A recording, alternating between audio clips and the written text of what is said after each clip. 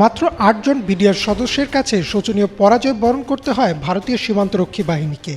কিন্তু তাদের এই বীরত্বের পরও তৎকালীন বিডিআর মহাপরিচালককে তার পদ থেকে সরিয়ে দেন শেখ হাসিনা। বাংলাদেশ ভারত সীমান্ত লাগোয়া বড়াইবাড়ি গ্রামটিতে কি হয়েছিল ২০০১ সালের ১৮ এপ্রিল? যুদ্ধ বড়াইবাড়িতে হলেও ঘটনার শুরু সিলেটের পাদুয়া থেকে।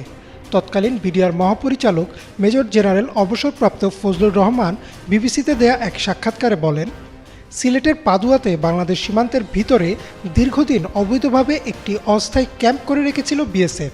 তবে এ নিয়ে দুদেশের সীমান্ত বাহিনীর মধ্যে কোনো উত্তেজনা ছিল না। ২০০১ সালে বিএসএফ পাশের আরেকটি ক্যাম্পের সাথে একটি সংযোগ সড়ক নির্মাণ শুরু করে বাংলাদেশ সীমান্তের উপর দিয়েই। এমন অবস্থায় বিডিআরও একই জায়গায় একটি অপারেশনাল ক্যাম্প স্থাপন করে। বিডিআর সড়ক নির্মাণ নিয়ে আপত্তি জানালেও বিএসএফ তাতে কর্ণপাত করেনি, উল্টো বিডিআরের অপারেশনাল ক্যাম্পে ৬ রাউন্ড গুলি করে। জবাবে বিএসএফের ক্যাম্পটি চারদিক থেকে ঘিরে ফেলে বিডিআর এবং ৭০ জন বিএসএফ সদস্য নিঃশর্তভাবে আত্মসমর্পণ করে ভারতে ফিরে যায়। প্রতিবেদনে আরও উঠে আসে যে লজ্জাজনক এই ঘটনার প্রতিশোধ নিতে পরিকল্পনা শুরু করে বিএসএফ এবং কুড়িগ্রামের বড়াইবাড়ি বিডিআর ক্যাম্প দখলে নেওয়ার প্রস্তুতি নেয়। ২০০১ সালের ১৮ এপ্রিল ভোররাতে স্থানীয় কিছু কৃষক তাদের জমিতে সেচ দিচ্ছিলেন। এমন সময় তারা দেখেন ভারী অস্ত্রশস্ত্র নিয়ে ধান ক্ষেতের উপর দিয়ে হেঁটে আসছে কয়েকশো সেনা। তাদের মধ্যে কয়েকজন হিন্দি ভাষায় বিডিআর ক্যাম্পের অবস্থান জানতে চায় কৃষকদের কাছে। কৃষকদের একজন সাইফুল ইসলাম বুদ্ধি করে তাদের ভুল ঠিকানা দেয় এবং বিএসএফ সেদিকেই রওনা হয়। সাইফুল ইসলাম বলেন, বিএসএফকে ভুল ঠিকানায় পাঠিয়ে তিনি ছুটে আসেন বড়াইবাড়ি বিডিআর ক্যাম্পে। সে সময় ক্যাম্পে ছিলেন মাত্র ৮ জন বিডিআর সদস্য। তারা এই খবর পাওয়ার পর দ্রুত গ্রামবাসীকে নিরাপদ স্থানে সরিয়ে দেন এবং নিজেরা ক্যাম্প ফাঁকা রেখে গ্রামের বিভিন্ন জায়গায় লুকিয়ে পজিশন নেন। কৃষক সাইফুল ইসলাম নিজেও আনসারের প্রশিক্ষণপ্রাপ্ত ছিলেন। তিনিও অস্ত্র হাতে নেন বিডিআর সদস্যদের সাথে। এরপর অপেক্ষা। স্থানীয় বেশ কিছু বাসিন্দা বিবিসিতে দেয়া সাক্ষাৎকারে বলেন, বিএসএফ সদস্যরা ভুল ঠিকানা থেকে আবার গ্রামের দিকে ফিরে আসে এবং বিডিআর ক্যাম্পটি খুঁজে পায়।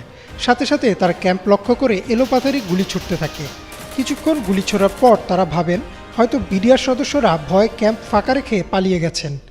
এমন সময় বিএসএফ সদস্যদের মাঝে রেখে চারদিক থেকে গুলি করা শুরু করেন ৮ জন বিডিআর সদস্য। বিএসএফ মনে করে তাদের হয়তো চারদিক থেকে ঘিরে ফেলা হয়েছে।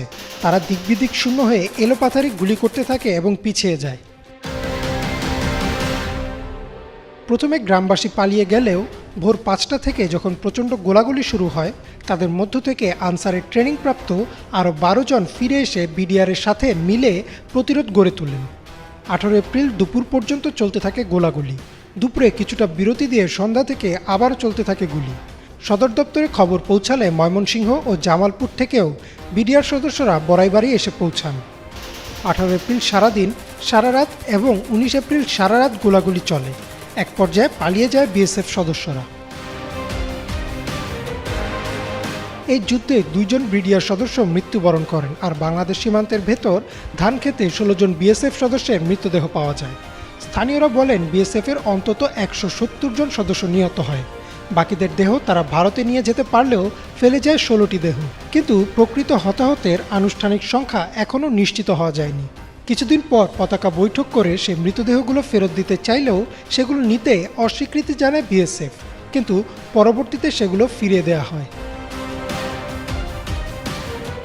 ২০০১ সালের ৭ই মে ইন্ডিয়া টুডেতে প্রকাশিত একটি প্রতিবেদনে এই ঘটনার তীব্র ক্ষোভ জানায় ভারত। তৎকালীন প্রধানমন্ত্রী শেখ হাসিনা ভারতকে আশ্বাস দেন যে এই ঘটনার তদন্ত করা হবে এবং ভবিষ্যতে এমন ঘটনা আর ঘটবে না বলেও জানান। শুধু তাই না, বিবিসির প্রতিবেদনে একটি ষড়যন্ত্র তত্ত্বের কথাও উঠে আসে যে শেখ হাসিনার সরকারকে বিপদে ফেলতে এবং ভারত বাংলাদেশ সম্পর্ক নষ্ট করতে এই ঘটনা ঘটানো হয়েছে। আর তাই তৎকালীন বিডিআরের মহাপরিচালক মেজর জেনারেল অবসরপ্রাপ্ত ফজলুর রহমানকে তার পদ থেকে সরিয়ে সেনাবাহিনীতে বদলি করে দেওয়া হয় এবং পরবর্তীতে বাধ্যতামূলক অবসরে পাঠানো হয়।